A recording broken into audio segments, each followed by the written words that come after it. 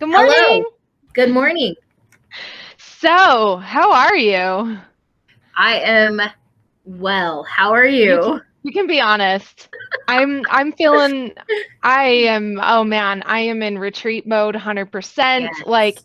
I woke up this morning like thinking about the retreat. So, I'm sure that my managers are like super annoyed with me because I'm just messaging them constantly like all these things that I'm thinking about. So, yeah. So that's where I'm at. That's all right. That's all right. Get it done. Yeah. Whenever you plan like a big event like that, man, like the 48 hours leading up to when you leave are so stressful because you're like, you don't want to forget anything big. You don't want to forget anything little. And then you got to do all your personal packing stuff too. So I get it. Right. It's a crazy busy time, but it's fun and it's exciting, right?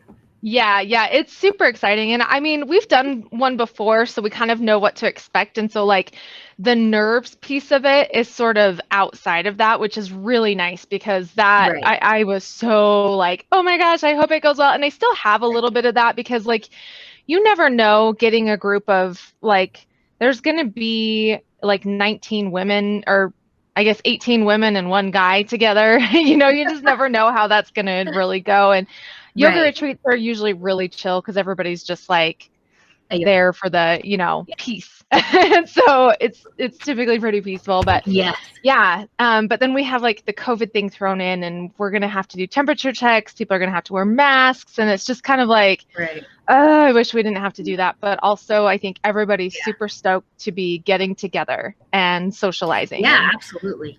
yeah, so Absolutely. I did some of the food shopping yesterday. We actually lined up caterers this time, so that's really nice to not have to worry about the food. I mean, we're just doing breakfast, which is like easy. Yeah. So, Yeah. yeah, so I'm just kind of like trying to think through those last minute details, but Yeah. Yeah. Yeah. I feel pretty prepared. I think we're good to go. We're So, getting ready to go as well, but ours is we're just going for spring break, no retreat.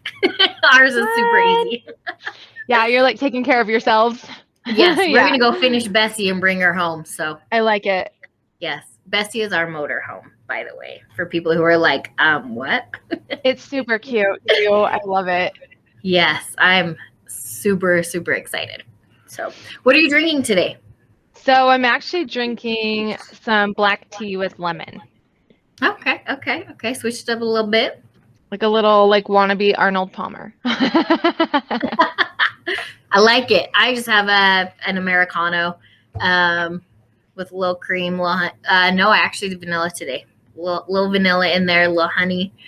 Nice. Yeah, yep, yep. I like it. I like I it. I Yes. had something, and I think I may have talked about this last week, but like, so I tried a oat milk latte. I did vanilla with a little bit of cinnamon. Oh my gosh, it So was good, so huh? good. Like it tastes, I already thought that the vanilla oat milk latte tasted like a graham cracker, but the cinnamon like takes it to the next level. So I was really Love it.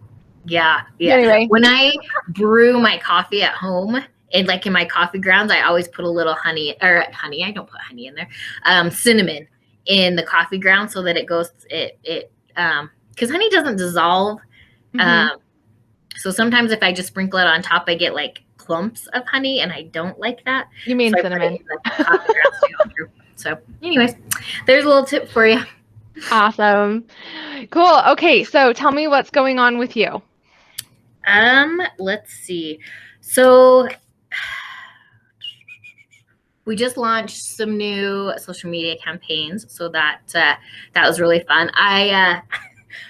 I've never really launched one for our Monster Protection Academy line, and that it's such a unique and fun line that I was like, I've had probably 10 people in the last week be like, oh my gosh, and go and just give me really good feedback. So I was like, okay, I need to do this because a ton of kids have nightmares, and so I was like, I Yeah. need to create a campaign just around that. So I just launched that yesterday. So I'm really excited to see how that goes. I haven't checked the stats this morning on it, but and it's been less than 24 hours, so really, what can you expect? But so that's exciting. But then I Yeah. also, funny story, I had to do a presentation last Friday, and it was at 11:30, and my daughter's golf tournament was at noon. So there was no way I was going to miss the golf tournament, right? There's no way I was going to miss the presentation. So so I went online and I found a background of, and it was virtual. I found a background of a really cool corner office in New York City. Made that the background on my Zoom.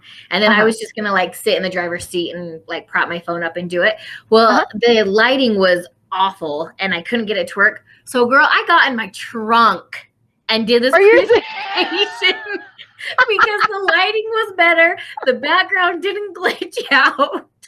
So I did that whole presentation from the trunk. Oh my god! In time to be on the golf course to watch my girl tee off. Oh my gosh! I love that so much. Like that's commitment. I tell you what, that is like the life of a mompreneur, right? Like just making it happen no matter what. Because you know, business is obviously very important to me, but my kids are you know, number one. So I had to be a little creative and make it work. And I had some notes that I needed, but I didn't have any tape. So I busted out our first aid kit and taped them up with Band-Aids. It was classic. I love it. That's such a great story. But you know what? It was awesome, and the pitch was great, and we got it done. Yeah, that's awesome. Yep. Oh man, I love it. Yeah. I was actually like kind of thinking a little bit before we hopped on here about like I kind of want to talk about self-doubt a little bit because like it's something that I have been. I don't know if it's because I'm like in school and I'm sort of putting my business under this lens, you know? Right. I'm not starting, but I guess like I'm kind of just, I've always kind of had this like undercurrent of like, is this good? Do people want this? Like, is it legit? Like, am I doing the right things? Am I hitting the right pain point? And you're definitely not alone in that, right? That's very common for a business owner. And that's kind of why, like, I wanted to talk about it because, it's so weird because I can look at the numbers and I'm like, dude, you're doing good. You're not even advertising right now and you're doing good. So, like, why are you having this? But I think it is, you know, just like, I don't know if it's just sort of opening our business up to be more vulnerable to feedback and you know, like those different things. And then like every so often I get a customer who has a reaction and they're almost always an allergic reaction. Oh yeah. And so, those are hard for me because I have allergies and I completely understand. And so I'm like, oh, well, this is what you got to do, you know? But I feel like when that happens, there's like a layer of trust that's removed from the situation. And it's not intentional, but it kind of is there. And like, that's something that I pride myself on is like, I want my customers to trust my brand. I want them to trust me. I want them to trust our products. And so, it's just kind of, having those conversations is always hard because it's like, oh man, like you're a new customer. And I mean, granted, she was awesome because she bought like almost our whole line. And so I asked her, well, what are you using? And she's like, this, and this. And I'm like, well, we need to do an elimination for sure. Get off all of it, calm down, and then start like incorporating. But yeah, it's just kind of hard because it's like, oh man, I feel like the customer service at that point really steps in and like takes the front stage, but you just never know how it's going to go. And so it's like, that's happening. And then this other stuff is happening. And I'm like, am I doing the right thing? Overload. You're like, dude, you know what?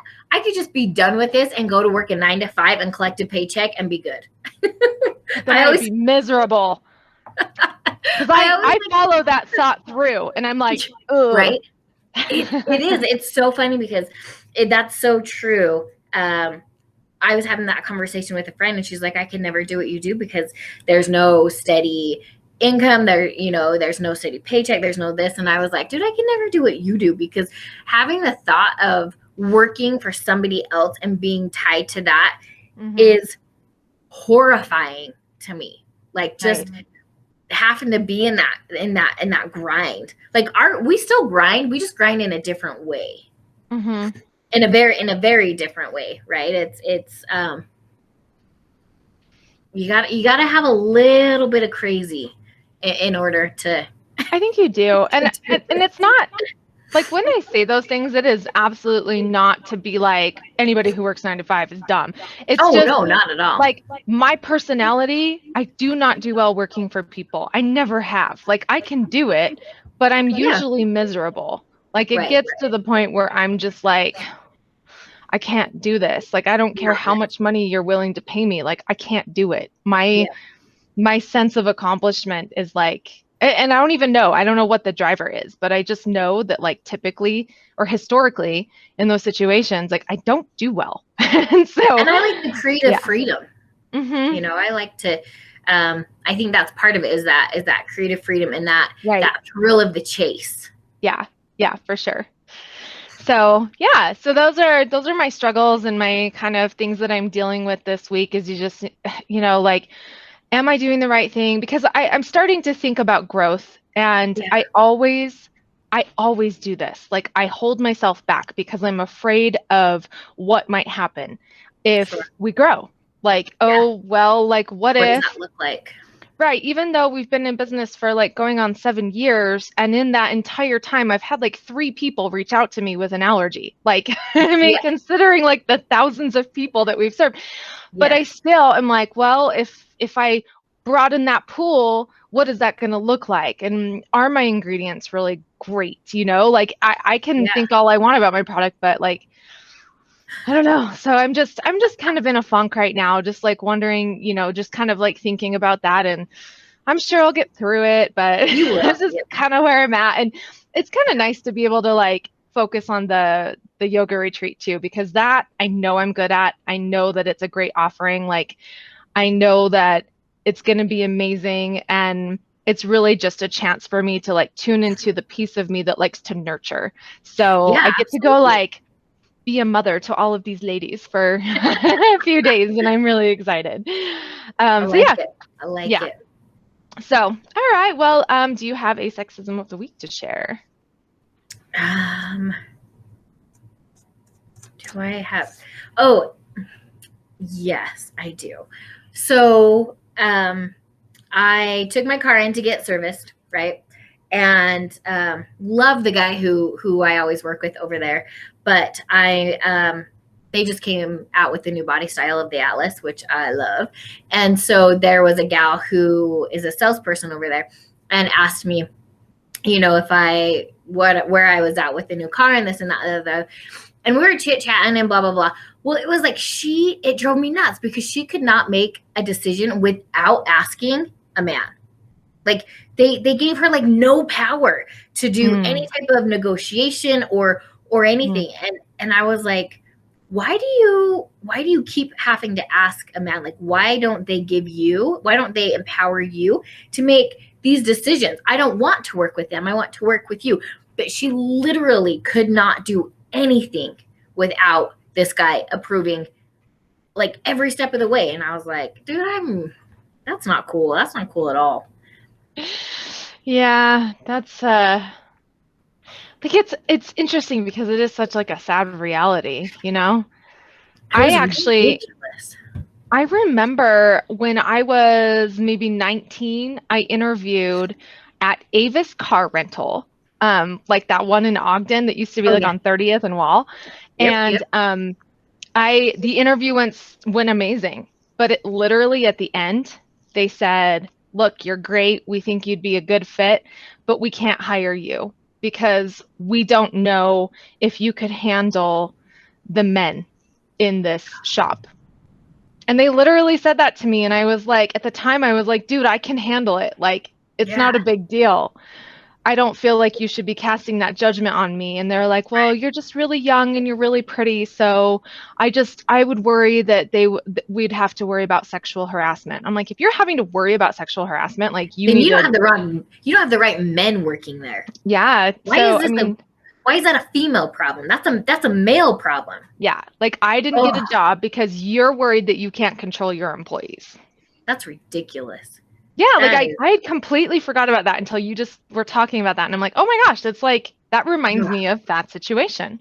That's so annoying. That like is just, that's ridiculous. Yeah. So maybe I'll make that my sexism of the week, and then I'll save my this week's one for next week. Boom, done. All right. So we're actually going to release this early because I'm going to be gone. So you get a little early treat this week, and then we'll be back next Friday. Yep. So that we will. All right. Don't forget to caffeinate and hydrate.